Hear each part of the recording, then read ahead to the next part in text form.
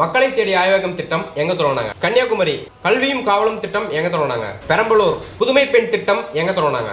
சென்னை இன்னுயிர் காப்போம் நம்மை காக்கும் நாவத்திரி திட்டம் எங்க தொடங்கினாங்க? மேல்மருவத்தூர் செங்கல்பட்டு இல்லம் தேடி கல்வி திட்டம் எங்க தொடங்கினாங்க? முதலியார் குப்பம் விழுப்புரம் குழந்தையின் வாழ்வில் முதல் 1000 நல்லாட்கள் திட்டம் எங்க தொடங்கினாங்க? ராணிப்பேட்டை. இன்னைக்கு கரண்ட் அஃபேர்ஸ் ஹோம்வொர்க்.